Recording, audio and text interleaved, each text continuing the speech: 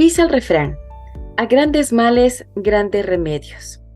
Buenas noches con todos y una vez más bienvenidos a este espacio donde vamos a abordar un tema que me parece muy importante, que es tratar sobre la teoría de los vidrios rotos, ¿no es cierto? Para ello, quiero presentar al equipo de trabajo integrado por David Noroña, Giuseppe Villamar, Santiago Llanes, Yaire Noña y mi persona, Ivana Rivera. Nosotros somos estudiantes del octavo semestre paralelo 2 de la carrera de Comunicación Social en línea. Y bueno, para ello quiero comenzar dándoles un breve resumen, ¿no? Sobre esta película dirigida por el uruguayo Diego Fernández, que contrapone el carácter capitalino, serio y dogmático del protagonista con el ambiente cerrado y más anárquico de los habitantes del pueblo. Entonces, bajo esta premisa, quiero comenzar, bueno, por preguntar a los grupos que ya fueron conformados con anterioridad. Bueno, en este caso el grupo 1, que está integrado por Jairen y por Giuseppe Villamar, que nos describan un poquito la película, cómo se dio, cuál fue el contexto para las personas que de pronto no han visto esta película y de pronto están interesadas por este título, ¿no? Porque sí es un poco más atrayente. Comenzamos con ustedes, chicos.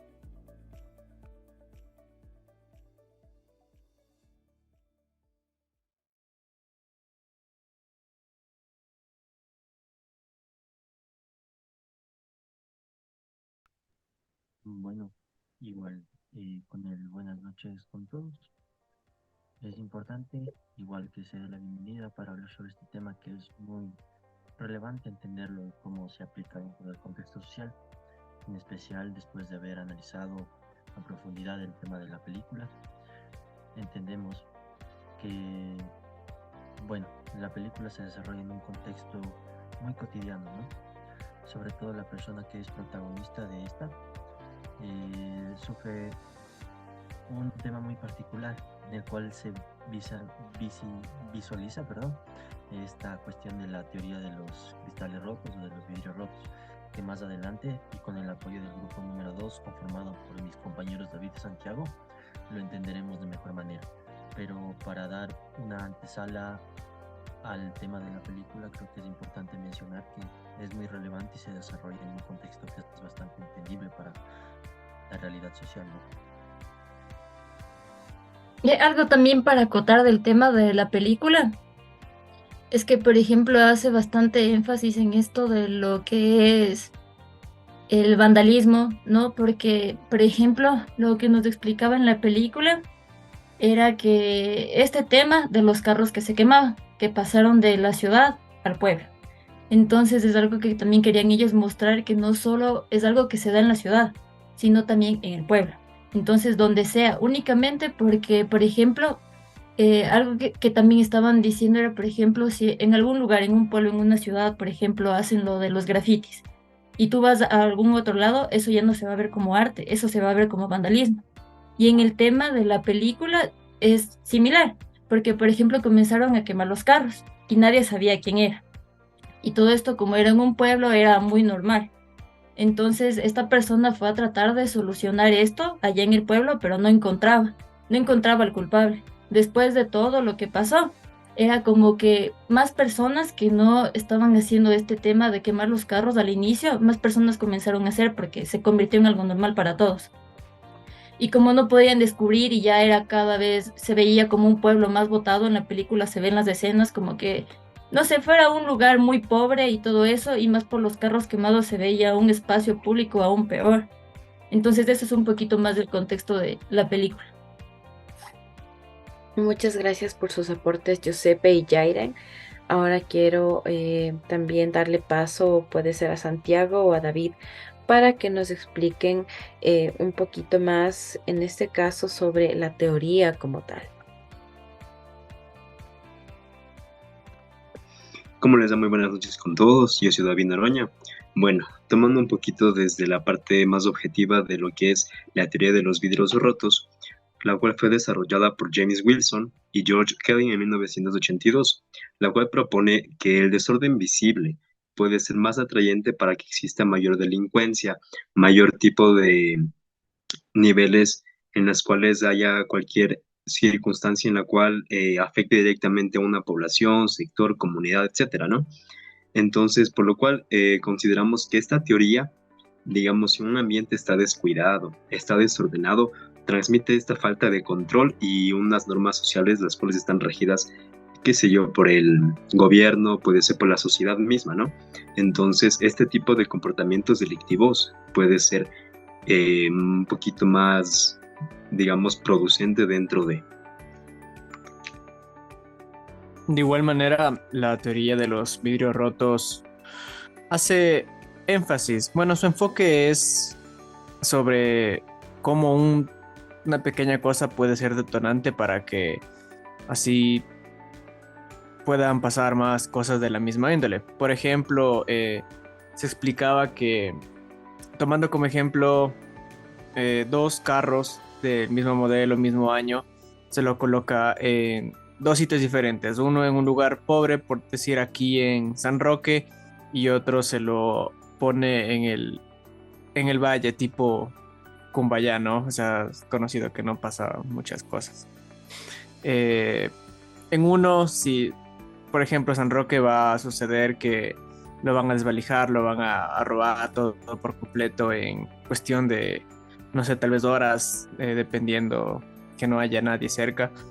Pero caso contrario, en un lugar que es diferente, por ejemplo, Cumbayá, no pasaría lo mismo, ya que, o sea, los modales de la gente son diferentes. Pero si es que en ese mismo auto se lo rompe, por ejemplo, un vidrio, este pasaría a ser lo mismo que sucedió en San Roque, porque va a ser hurtado. Entonces, esto sería como un tipo de detonante con que solo una mínima causa puede provocar un desastre enorme.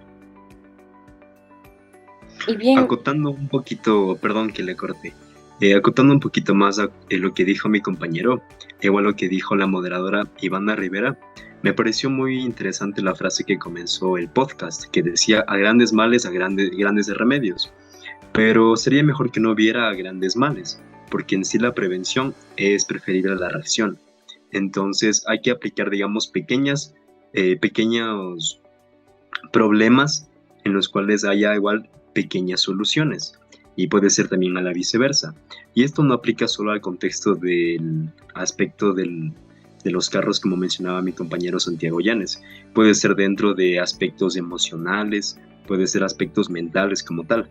Digamos, si una persona está teniendo indicios de, qué sé yo, algún tipo de problema que está afectando su salud mental, puede ser depresión. 1000 veces sería oportuno que vaya a una asistencia psicológica, psicoterapeuta, en la cual sea necesario poder curar desde la raíz este mal. Entonces, en este caso, podríamos tener algún tipo de ayuda muy práctica a la persona que está pasando por ese tipo de problema, así como es en la parte social. Entonces, si uno, digamos, está viendo que vamos con el aspecto de los grafitis. Si vemos en una calle del centro de Quito grafitis, pequeños grafitis, de esas como las típicas firmas que se encuentran en las paredes como tal. Luego vamos a ver unos murales inmensos sin sentido alguno. Entonces tratamos de que este tipo de vandalismo, porque es un vandalismo como tal, se erradique de manera general. bien, gracias por sus ejemplos. Yo quisiera acotar también uno de los contextos, digamos, en los que lamentablemente eh, hemos sido espectadores, digamos, espectadores, ya que hemos visto, por ejemplo, en la política. A nosotros siempre nos hablan de política en la universidad, ¿no es cierto? Pero yo sí quiero acotar un ejemplo clarísimo de todos estos problemas, digamos, de corrupción que se han dado. Es como que o sea, dan pie o es la antesala para que continúen más problemas políticos. Y es lamentable porque, como decía, ¿no? a grandes problemas, grandes soluciones. Y no debería ser así, como dice David, debería ser como que ni bien se presenta el problema, nosotros siempre tratar de buscar una solución, pero haciendo énfasis o situándolo al contexto político, hemos visto que, que no hay tal. Entonces, siempre ha habido estos problemas de, de- de crimen, digamos, organizado dentro de la política como tal, incluso fuera de ella. Pero ¿qué pasa con las leyes? Son tan débiles, son, me atrevo a decirlo, creados por delincuentes para delincuentes. Entonces, es como ponerle el ejemplo de los vehículos, ¿no es cierto? Cuando le rompes, tú ya estás dando ese pie, estás propiciando que continúen los desmanes. Asimismo, con las leyes tan débiles que tiene el Estado, es como la antesala para que sigan ocurriendo este tipo de problemas que lamentablemente aquejan a nuestra sociedad, ¿no? Sobre todo en el tema político. Y es triste, es lamentable porque qué presente y sobre todo qué futuro nos espera a nosotros como jóvenes, como futuros comunicadores, como personas que vamos a estar siempre cerca de la coyuntura, siempre cerca de los problemas y vamos a tener que ver este tipo de situaciones. Entonces, con ello, a lo que yo voy es hacer una pequeña conclusión y sobre todo una reflexión que está en nuestras manos, sobre todo en nuestras manos, el, el poder hacer acciones pequeñas desde nosotros mismos para evitar, digamos, que esos cristales se rompan, digamos. Y esos cristales, con ello me refiero a nuestros valores, a nuestra moral, a nuestra ética como futuros profesionales para que desde nosotros, ¿no? Podamos hacer algo bueno y siempre dejar un buen legado, independiente del lugar en donde estemos, ¿no? Porque vimos que el lugar, la posición económica muchas veces no siempre es importante cuando existe esto que es tan primordial y digamos es la base del desarrollo de una sociedad como tal. Y es precisamente los valores, lo que nos han inculcado en nuestras casas. Si es que nosotros eh, nos doblegamos ante lo malo que se pueda dar, ante lo malo que está a nuestro alrededor, ahí fallamos nosotros como personas. Eso es lo único que quería acotar y más o menos como dar mi conclusión. No sé si es que alguien más desee aportar con algo.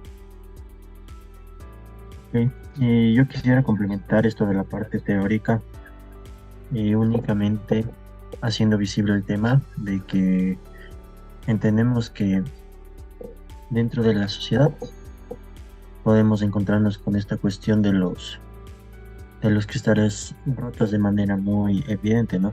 Sobre todo aquí en el contexto latinoamericano, que es en el contexto que se desarrolla la película. Entonces entendamos que la película se desarrolla primeramente con el protagonista, que es Claudio Tapia, quien recibe un ascenso y, bueno, es enviado a un pueblo lejano de lo que es la gran ciudad para manejar un tema muy específico, que es, como lo mencionaba Yair en el comienzo, la cuestión de los autos que se estaban incendiando de manera fortuita, manera intencional o inintencional por las personas. Bueno, más adelante podemos ver cómo el protagonista es víctima de acoso laboral y otro tipo de cosas, en realidad por la envidia del puesto que está cogiendo. Y posteriormente entendemos que el pueblo, al ser muy pequeño, no logra encontrar una solución y más bien se hace indiferente ante la problemática que está quejando, que en realidad después termina influyendo en la vida de más personas. Y esto ya lo voy a ir desarrollando. Entonces, posterior a ello, Claudio tiene que acogerse a otros roles dentro de la sociedad para poder mantener el rango que se le estaba otorgando en su trabajo y demostrar sus condiciones, sobre todo en esta aseguradora, que ya saben que en los negocios lo primordial es no perder. Y su jefe, sobre todo, quería que él no realice el pago de estas pólizas que afectarían económicamente a la empresa, más bien que solucione el conflicto. Y esto nos lleva a entender la teoría de los cristales rotos también de otra manera, porque podemos evidenciar cómo Claudio se da el espacio para realizar consultas a la ciudadanía, a otras personas, para entender un poco más de los hechos que estaban aconteciendo sobre todo esto de los autos incendiados. Entonces, ve coincidencia Claudio en este desarrollo de su búsqueda, de su investigación, que lo estaba haciendo por voluntad propia, cabe destacar, ante una sociedad que, como les vuelvo y lo repito, estaba siendo eh, indiferente ante esta temática. Él se encuentra con las personas que eran parte de los responsables de estos incendios, de la quema de vehículos. Y posteriormente, él le sigue y ve coincidencia, él también tiene un accidente en la bicicleta que él los estaba siguiendo. Y posteriormente, la película da un salto grande en su tiempo y espacio de desarrollo. Y entendemos que Claudio se encuentra en un juzgado y siempre hay un héroe sin capa en todas las películas, ¿no? Y él se encuentra con una persona que le dice y le empieza a comentar precisamente esta teoría que estaban ya formulando nuestros compañeros David y Santiago, y complementaste tú, Ivana, la que menciona cómo se creó esta teoría de los cristales rotos, que es la de los dos vehículos que específicamente el profesor Phil Simbart los desarrolla en New York. Un auto lo coloca en el Bronx y el otro auto específicamente lo coloca en una zona, digamos que de alto estatus económico en Nueva York también. Y ahí se va haciendo la comparativa que ustedes ya mencionaban, ¿no? Que bueno, en el Bronx lo encontraba ya totalmente destruido antes de los 8 días, y en su lugar en la zona adinerada, en la zona de alto estatus económico, pudo evidenciarse que el auto se mantuvo intacto durante los primeros 8 días. Incluso se le dio un mantenimiento por parte de las personas que eran parte del sector, y que bueno, posteriormente, para continuar con el tema de la investigación y el desarrollo de esta temática, rompieron el cristal del auto en el barrio adinerado y vieron cómo fue una especie de manzana podrida la que fue generando un conflicto social dentro del entorno.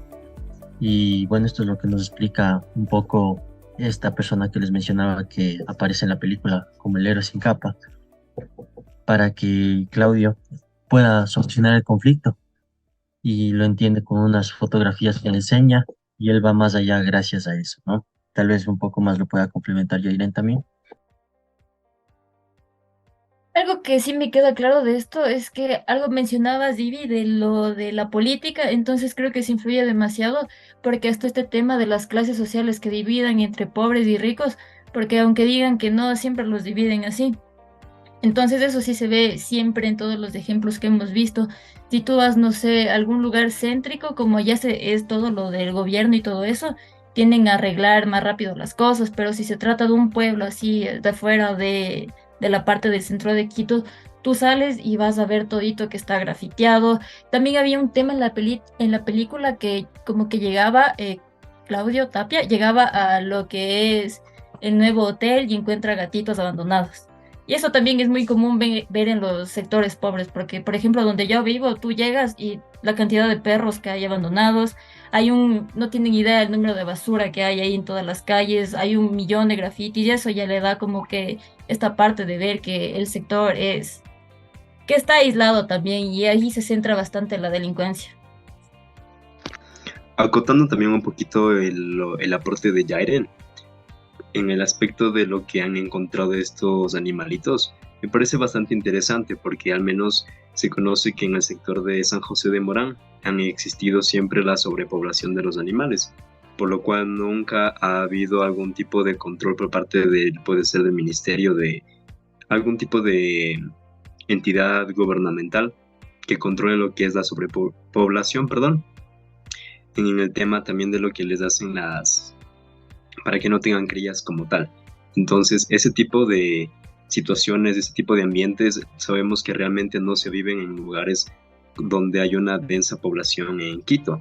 Puede ser, me imagino yo, puede ser el Parque La Carolina, en el sector de la González Suárez. No hay ese tipo de ambientes como tal que se viven en el aspecto de las zonas más puede ser humildes, pobres, por así decirlo, en Quito, ¿no? Entonces aquí también vemos lo que es el tema de la teoría de los vidrios rotos.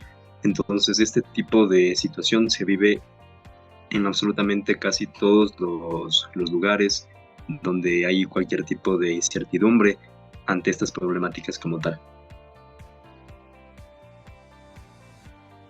Claro, es que esta teoría, en otras palabras, se traduce a problemas que lamentablemente nadie ha tomado las acciones en sus manos, o sea, o al menos nadie que esté en el poder, que tenga la facultad para poder hacerlo, se ha personado, digamos, de estas problemáticas, porque se entiende, ¿no? Que somos una población, se considera grande, una de las más grandes del país, pero aún así es lamentable porque sí deberían existir este tipo de soluciones, buscar alternativas de pronto con políticas públicas, con mayor inversión por parte del Estado, pero lamentablemente no se ve.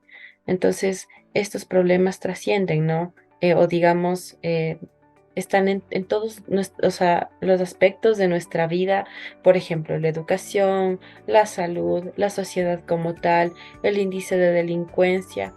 Yo, o sea, lo veo como que esta teoría muy buena o sea, es muy amplia para ejemplificar, para citar muchos ejemplos en varios contextos por, por, por cómo es, ¿no? Esta teoría, el no saber tomar, digamos, como que soluciones a tiempo o tratar el problema a tiempo para evitar que el problema se haga más grande y que obviamente sea difícil de manejar.